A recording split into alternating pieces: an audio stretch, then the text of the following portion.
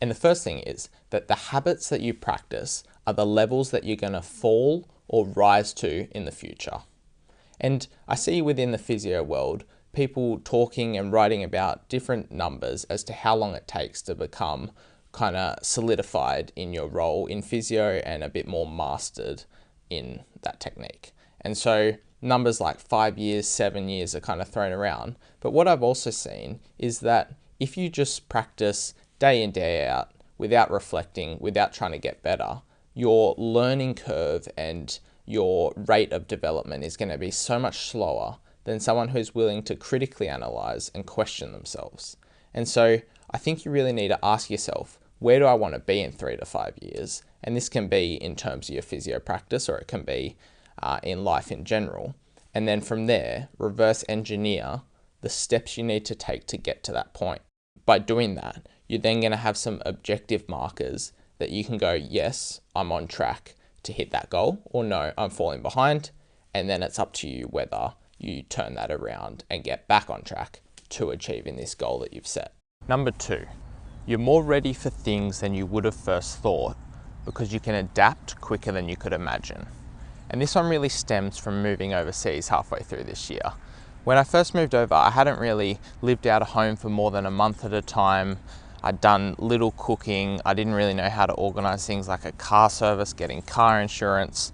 And so you face so many challenges moving to a new country, from learning new supermarkets, a new public transport system, new healthcare system, a new job market, finding accommodation, just all these things. And it really forces you to adapt very quickly. Otherwise, you won't survive in a new country.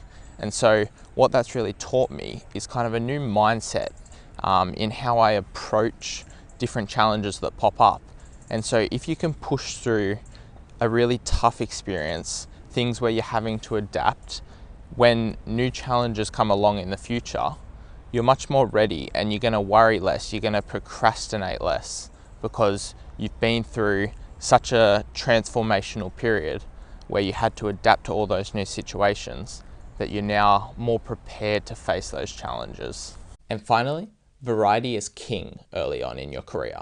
And so whether that's being in one practice and seeing a wide population in that practice, whether that's working across a couple of different practices to get that variety, or whether that's being at one practice for a year or two, then moving on, whether that's to a new country, a slightly different area, you're just going to really widen your skill set and also see what you're interested in. And then that's when you can really niche down.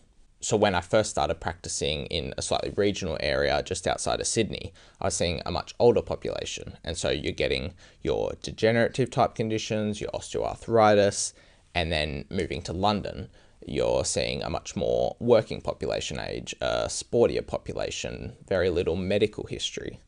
And so you layer then on top of that cultural differences, lifestyle differences, and it completely changes and shifts how you have to practice, your communication set and skills. And yeah, so you're getting that wider skill set, also understanding what you enjoy.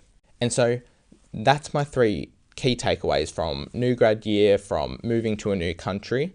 And so I'd love to see down in the comments what's even just one thing you've really taken away from this year, whether you're a new grad, whether you're still studying, or whether you're into your career.